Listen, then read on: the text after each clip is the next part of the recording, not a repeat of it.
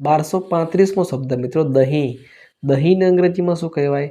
તો દહીંને અંગ્રેજીમાં કહીશું યોગર્ટ. YOGHURT યોગર્ટ મતલબ કે દહીં. 1236મો શબ્દ મિત્રો દાઝવું. દાઝવુંને અંગ્રેજીમાં શું કહેવાય?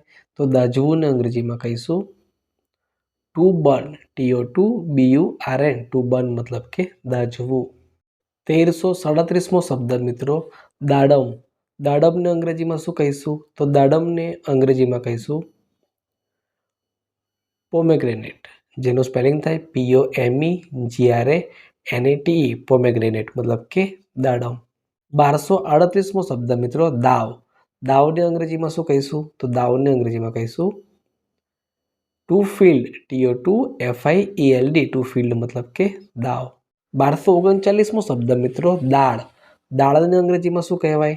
તો દાળને અંગ્રેજીમાં કહીશું લેન્ટિલ સૂપ. LENTIL લેન્ટિલ સૂપ મતલબ કે દાળ. 1240મો શબ્દ મિત્રો ભાત. ભાતને અંગ્રેજીમાં શું કહેવાય?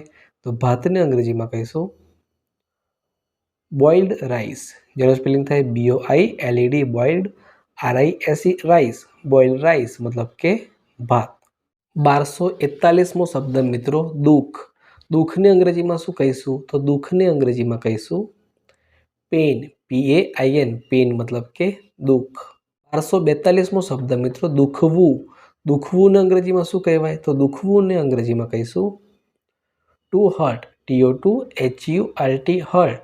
ટુ હર્ટ મતલબ કે દુખવું. 1243મો શબ્દ મિત્રો દૂધ. દૂધને અંગ્રેજીમાં શું કહેવાય? તો દૂધને અંગ્રેજીમાં કહીશું મિલ્ક. MILK મિલ્ક મતલબ કે દૂધ. 1244મો શબ્દ મિત્રો દોડવું. દોડવુંને અંગ્રેજીમાં શું કહેવાય? તો દોડવુંને અંગ્રેજીમાં કહીશું two run. TO2RUN run. Two run મતલબ કે દોડવું. 1245મો શબ્દ મિત્રો દ્રાક્ષ. દ્રાક્ષને અંગ્રેજીમાં શું કહેવાય? તો દ્રાક્ષને અંગ્રેજીમાં કહીશું ગ્રેપ્સ. GRAPS ગ્રેપ્સ મતલબ કે દ્રાક્ષ. 1246મો શબ્દ ધગસ. ધગસને અંગ્રેજીમાં શું કહેવાય? તો ધગસને અંગ્રેજીમાં કહીશું કમિટમેન્ટ. COMMITMENT કમિટમેન્ટ મતલબ કે ધગસ. 1247મો શબ્દ મિત્રો ધડકવું. ધડકવુંને અંગ્રેજીમાં શું કહેવાય? તો ધડકવુંને અંગ્રેજીમાં કહીશું two bit. TO2BEAT two bit મતલબ કે ધડકવું. 1248મો શબ્દ મિત્રો ધાણી.